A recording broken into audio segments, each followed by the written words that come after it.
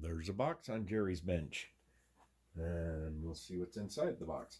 A couple of weeks ago, my friend Willie Bulletman, if you've been following me for a while, you know that we had a big meetup at Uncle Jim's house a little over a year ago, about 14 months ago now. And we've stayed in touch quite a bit. A couple of weeks ago, Willie made a score. An old gentleman that he knew was liquidating all of his reloading stuff. And so Willie went and purchased a good portion of everything the old gentleman had. And during the video, and I'll try and leave links here in the description, you can link back to Willie's video. And I was going through his videos and I saw a couple of things that I was really interested in. One of them was the RCBS bench prime. For decades, well, a couple of decades, I've been using the Lee hand primer.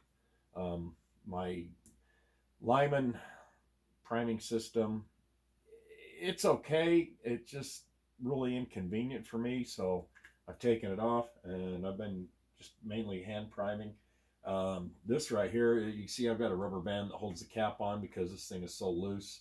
I mean, if you don't, it'll just fall off and then you lose all your primers, and that would be a tragedy in this day and age with primers being as valuable as they are. So we don't want to lose any primers, but Willie sent me a box after I contacted him and asked him about a couple of things and agreed on a deal. And so let's see what we got. Okay, we got lots of tactical foam. That's always a good thing. Willie did a great job packing all this up. And okay, yeah, I've been tagged, and this is something Kyle, I think, started. We've got stickers, and yeah, yeah, Midget Man, the love doll. Okay, yay, I've been tagged. So guess what? Somebody else gonna get tagged with this sooner or later. We'll see who. All right, that's a joke. It's been going around for a while. Leave your comments below. Who should get tagged next with La Midget Man, the love doll? Okay. All right, these are the primer pickup tubes for the RCBS Bench Prime. Kind of excited to get this. I never had a bench primer before. I've always wanted one. Right now, like I say, in day of shortages, these days of shortages, things are not as easy to get. Oh well, thanks Willie. You gave me this little rod. It goes on top here and it'll keep holding your primers down. Boom, like that. And it looks like you put a 45 auto case on it. If he didn't do it, then the old gentleman that he got the stuff from did. And that's good because that's extra weight and help hold them primers down. One of the problems I've had with the Lyman system is when you release your primers with the little pin here and they've come down. One of the problems I have is there's no weight on them to keep them straight, and so they will twist and turn in the tubes. So that is awesome. Willie, I really appreciate the extra tubes also. He said he had a couple extra tubes and he sent those along, so that's really cool. Thank you, sir. And I didn't ask for it, but he had an RCBS powder trickler, and this is really cool because I have never had a trickler and I could really use one. Now, I don't really need a trickler. I'll show you here. I've got the, let me swing over here really. I've got the, the Hornady Auto Powder Measurer, and that does a really good job. It's basically a trickler, a high-speed trickler. It just trickles out your powder into the pan there. And one of the comments I keep saying is I don't have to worry about my powder measure cutting powder. This trickles it out, so you never have to worry about on an extruded powder cutting it, on Trail Boss cutting those little donuts. So that's what I've been using, and I've been thoroughly happy. And you also see my turret head stacker over here. I want to thank Loads of Bacon for making those, and that's been really handy. I've got one more turret head I've got to get.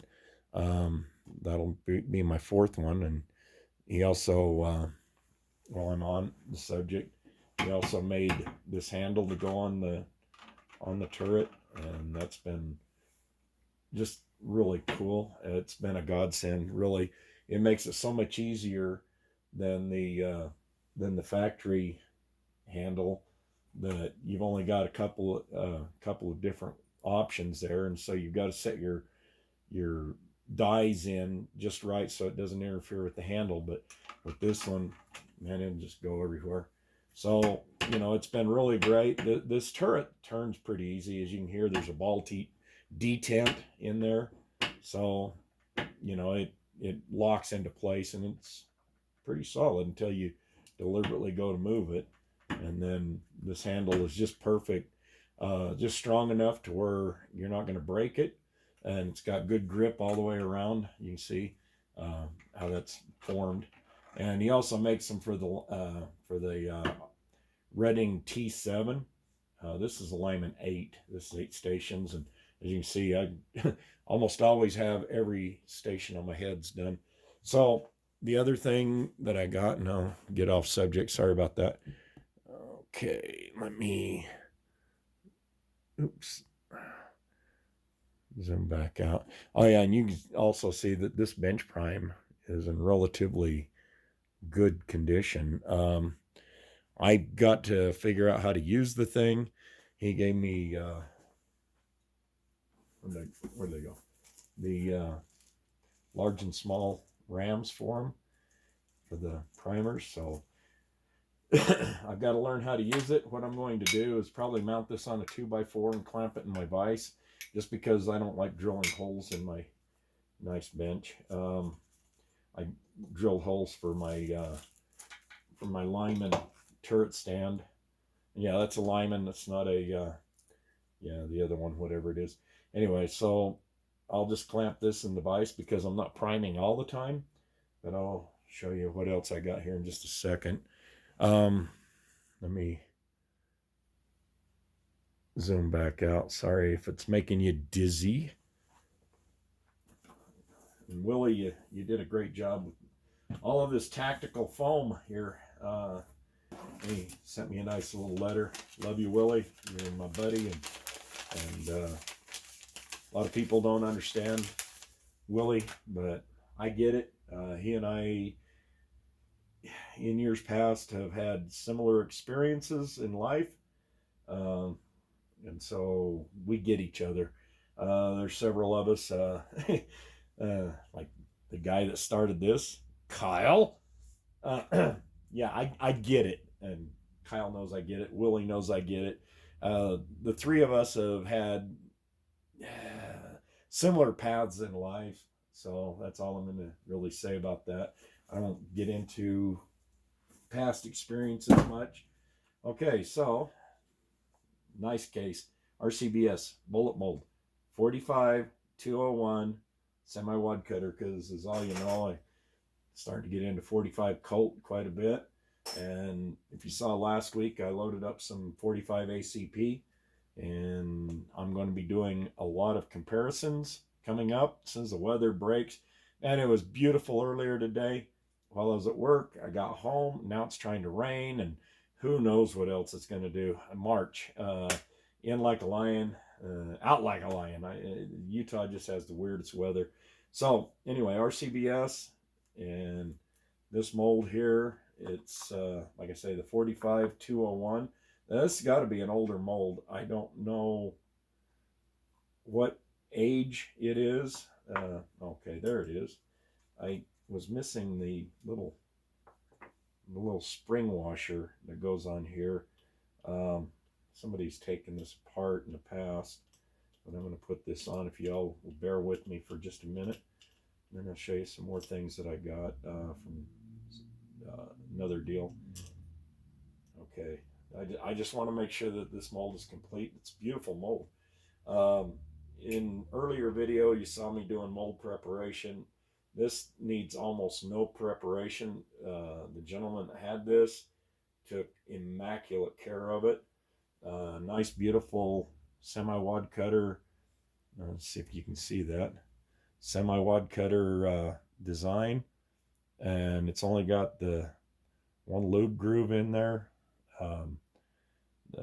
It's pretty much slick-sided, so most of you know that I powder coat, and doing that, I like more of a smooth side. And man, this thing, it just looks like brand new. I don't have an extra set of handles, but I do have an RCBS 1 cavity and 2 cavity, the same thing. That's for my 358. So I'll probably just grab the handles off my 1 cavity, which the 1 cavity and the 2 cavity are the same size handles. The handles are for a 2 cavity, although RCBS I think makes a 1 cavity handle. It's really short, but you use the 2 cavity and you can use it on everything. And it's got the pins here, so we're good to go on that. Excuse me. Okay. Yeah, March, it's like hay fever and cold and hot, and sinuses go crazy. And I have the world's worst sinuses anyway. That's why half the time I'm really hoarse.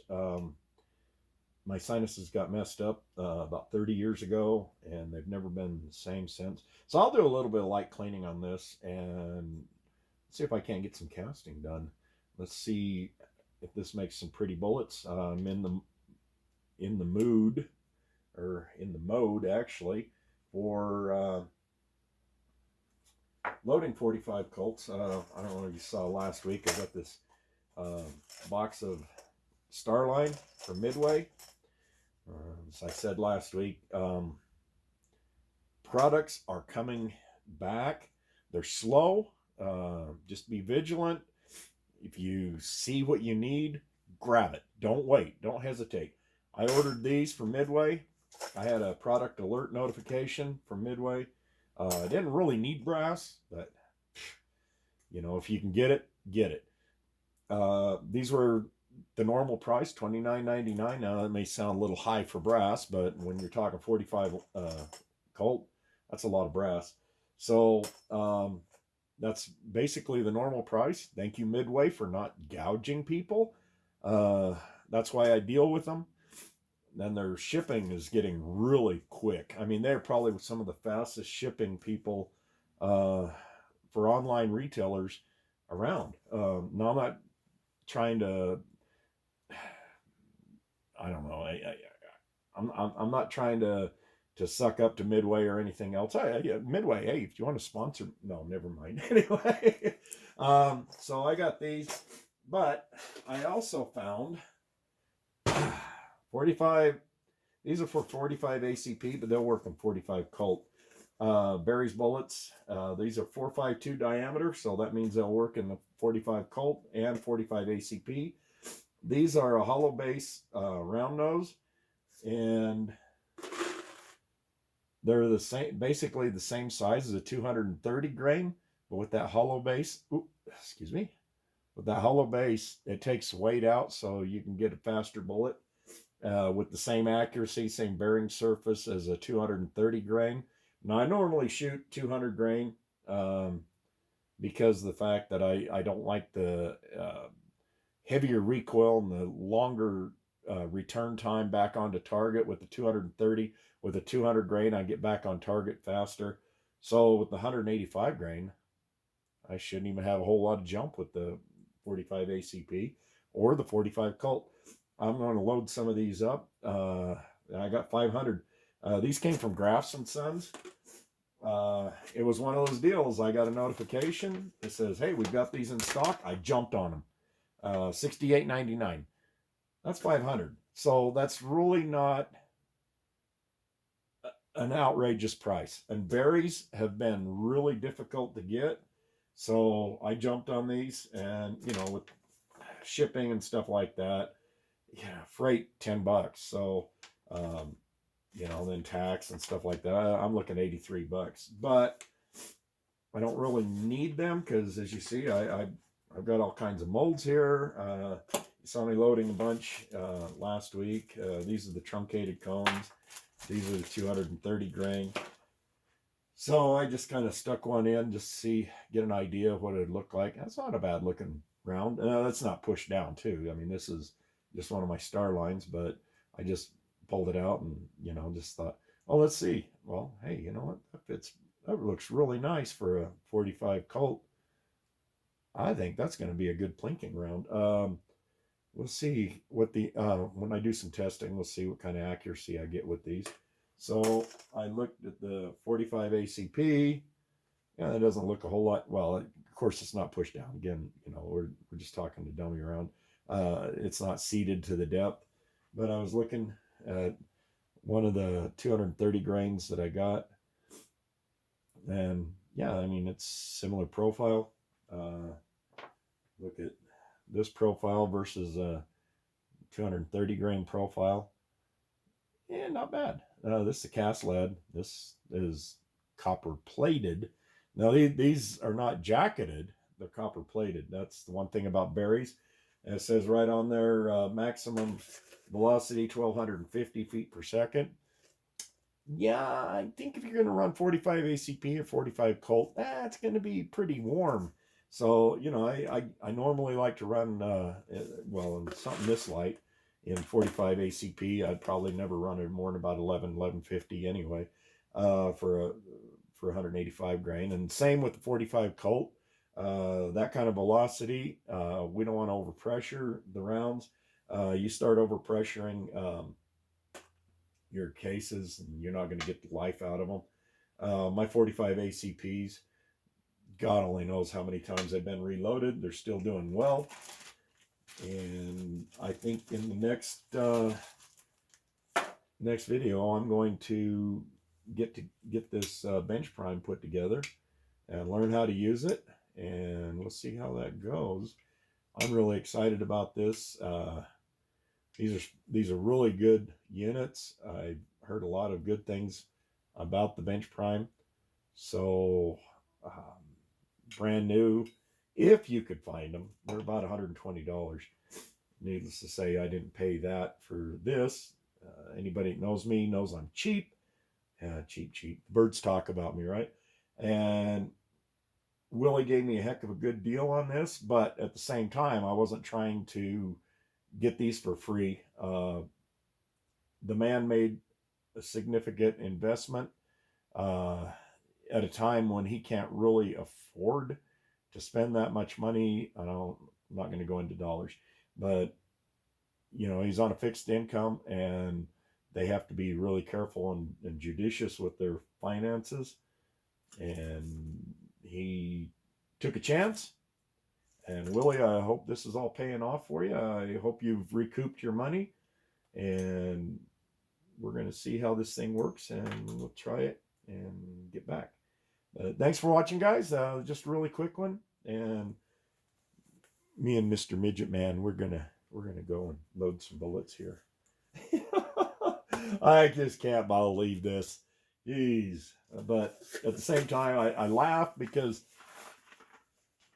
a good joke is shared well by friends, because they know that you're not going to take offense, and I didn't. And I can handle a joke, but leave your comments. Let me know who should be getting visited by Midget Man, the love doll. And from what I understand, West Covina Dodge, he made up some stickers. So everybody that's a recipient gets a sticker. And yeah, I'll put a sticker somewhere, probably where you won't be able to see it.